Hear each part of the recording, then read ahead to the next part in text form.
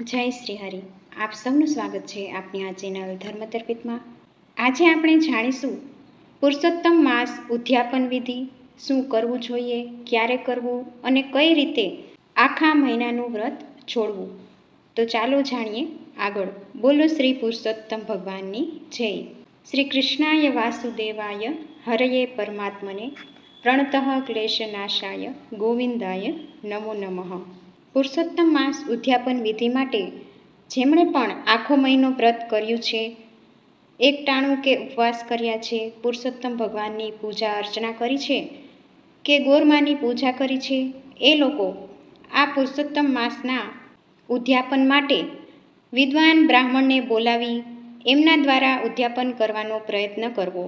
કેમ કે એનું કારણ એકમાત્ર એટલું જ છે કે પ્રત્યક્ષ તમારા હાથે જે છે એ પૂજા છે એ વ્યવસ્થિત કરાવશે અને જે ભગવાનનું સ્થાપન કરવાનું હોય, ભદ્ર મંડળ પૂરવાનું ઘણું બધું વિધિ વિધાન હોય છે, એ સંકલ્પ સાથે 10 કાળ પ્રમાણે વિદ્વાન બ્રાહ્મણ આ વિધિ ઉદ્યાપન વિધિ ચોક્કસપણે કરાવશે. અને જો બ્રાહ્મણને બોલાવીને ઉદ્યાપન વિધિ ન કરી શકાય, જો એ શક્ય ન હોય, તો બીજી વાત એ કે જે લોકોએ આમ ગોર મહારાજ કે બ્રાહ્મણ દેશકાળ પ્રમાણે વિધિ વિધાન કરાવશે. જો એ શક્ય ન હોય તો આ ઉદ્યાપન જાતે કેવી રીતે કરી શકાય તે આગળ જાણીએ. પ્રાતઃકાળ તમે જે નિત્ય પૂજા પાઠ આદિ કરતા હોય એ જ રીતે તમારે અમાસના દિવસે અથવા ચૌદસના દિવસે આનું ઉદ્યાપન કરી શકાય.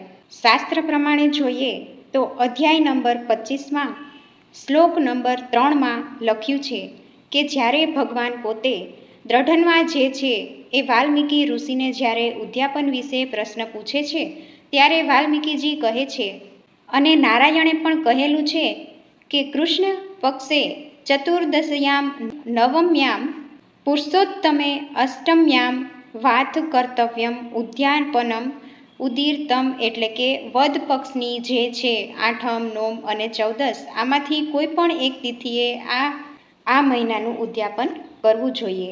અને કદાચ એ ન થાય તો કર્મ પ્રમાણે અમાવસ્યાએ પણ તમે કરી શકો છો, પણ અમાવસ્યા પછી ન કરશો. અમાવસ્યાના દિવસે કરજો, બાકી નિયમો આમાં લાગુ પડતા નથી. ઉદ્યાપન વિધિ હંમેશા સવારના સમયે કરવી અને પુરુષોત્તમ માસના શરૂઆતના સમયે જે પ્રમાણે સંકલ્પ વિધિથી વ્રતનો આરંભ કર્યો હોય એ જ રીતે સંકલ્પ કરીને વ્રતને પૂર્ણાહુતિ આપવી. બસ આ રીતે ઉદ્યાપન કરી શકાય છે. આ સિવાય બાકીના બધા વ્રત કે જેમાં પંચરાત્રિ વ્રત કે મુખ્ય તિથિ યોગના વ્રત કર્યા હોય, એટલે કે પુરુષોત્તમ માસ દરમિયાન જે કોઈ પણ વ્રત કર્યા હોય એ વ્રતના ઉદ્યાપન માટે સવારે ઉઠી નિત્ય પૂજા પાઠ આદિ બધું પૂરું કરી આખો મહિનો તમે જે કોઈ ભગવાન, શાલિગ્રામ ભગવાન, પુરુષોત્તમ ભગવાન કે જે કોઈ પૂજા અર્ચના કરી હોય એ અમાસના દિવસે કે ચૌદસના દિવસે પણ કરવાના. અને ઉદ્યાપન હંમેશા સવારના ભાગે કરવું. ઉદ્યાપન સમયે ભગવાનની ઉપર પંચામૃતના અલગ અલગ જે 5 દ્રવ્ય છે, દૂધ, દહીં, ઘી, મધ આદિથી ભગવાનનો અભિષેક કરવો, ફળના રસથી અભિષેક કરવો. આ સિવાય સૌથી મહત્વપૂર્ણ અને વિશેષ પૂજા પદ્ધતિ છે ભગવાનને અર્ઘ્ય આપવાનો. અર્ઘ્ય બહુ જ જરૂરી છે. આ ન આપો તો ઉદ્યાપનનું વ્રત વિધાન અધૂરું કહેવાય છે. અર્ઘ્ય આપો એ કેવી રીતે આપવો, શું બોલવું, તાંબાના કળશમાં, પિત્તળના કળશમાં કે કઈ રીતે આપવો, તો એના વિશે જાણીએ. અર્ઘ્ય તમે તાંબા કે પિત્તળ કોઈ પણ કળશ લઈ શકો છો. પવિત્ર કળશની અંદર જળ લેવાનું, એ જળમાં સફેદ તલ થોડા પધરાવો, ચંદન પુષ્પ આદિ અર્પણ કરો. ત્યારબાદ ભગવાન શાલિગ્રામ, ગોરમા સહિત પુરુષોત્તમ ભગવાનની પૂજા કરી હોય એ ભગવાનની ઉપર અર્ઘ્ય આપવાનું, જળ અર્પણ કરવાનું. આ અર્ઘ્ય આપતી વખતે શું બોલવાનું કે જેનો એક મંત્ર સંસ્કૃતમાં છે, પરંતુ હું અહીં ગુજરાતીમાં કહી સંભળાવું છું. અર્ઘ્ય આપતા સમયે બોલવું જોઈએ અને ભગવાનને પ્રાર્થના કરવી જોઈએ કે હે દેવોના દેવ પુરુષોત્તમ, આપને હું નમસ્કાર કરું છું. રાધા સહિત ગોરમા, શ્રીહરિ હું આપને અર્ઘ્ય આપું છું તેનો તમે સ્વીકાર કરો.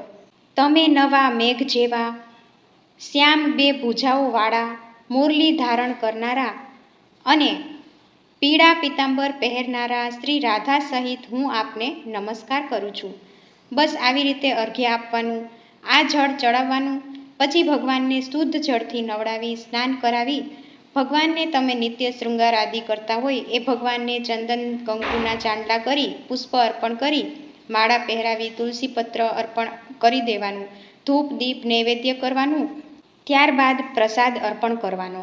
ઋતુ પ્રમાણે ફળની ટોકરી ભેગી કરીને ભગવાન આગળ મૂકવાની અને છેલ્લે એ પ્રસાદ તમે પ્રસાદ સ્વરૂપે આરોગી શકો છો. હવે આ બધું થઈ ગયું પછી પ્રસાદને વેડફવા દેવો નહીં, આમ તેમ નાખવો નહીં.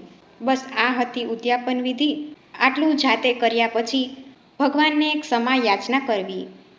આ પૂજાની અંદર મારાથી કોઈ પણ પ્રકારની ભૂલચૂક થઈ ગઈ હોય તો મને ક્ષમા કરજો અને ભગવાનને પ્રાર્થના કરવાની, હે ભગવાન, આખો મહિનો મેં જે કાંઈ વ્રત જપ તપ અનુષ્ઠાન આદિ કર્યું તેનો તમે સ્વીકાર કરજો અને જે કોઈ વ્રતના માધ્યમથી મેં તમને આ અર્પણ કર્યું છે એનો તમે સ્વીકાર કરજો.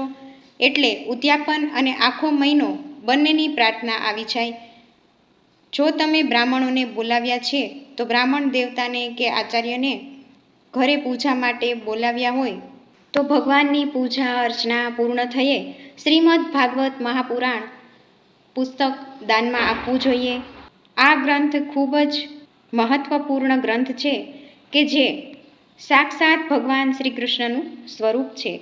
આ સિવાય ઉદ્યાપન પછી તમે કાંસાના પાત્રમાં સંપુટ બનાવી 30 માલપુવા બ્રાહ્મણ દેવતાને કે કોઈ જરૂરિયાતમંદ વ્યક્તિને દાન કરી શકો છો. યથાશક્તિ જે કાંઈ દેશકાળ પ્રમાણે દક્ષિણા તમે નક્કી કરી હોય એ દક્ષિણા આપી તમે એમને વિદાય આપી શકો છો. ત્યારબાદ ભગવાનને પ્રાર્થના કરી કહેવાનું કે હે ભગવાન, મારાથી આખા મહિના દરમિયાન દાન દક્ષિણા પૂજા અર્ચના કે ભગવાન તમારી સેવા વ્રત ઉપવાસમાં જે કોઈ પણ ભૂલચૂક થઈ હોય તમે મને માફ કરજો. મારા આખા મહિનાનું આ વ્રત છે એનો સ્વીકાર કરજો. મને ફળ આપજો. છોરું કછોરું થાય, માવતર કમાવતર ન થાય.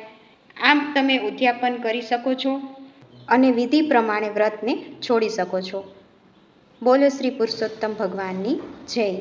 કાંઠા ગોરમાની જય. જય શ્રી હરિ.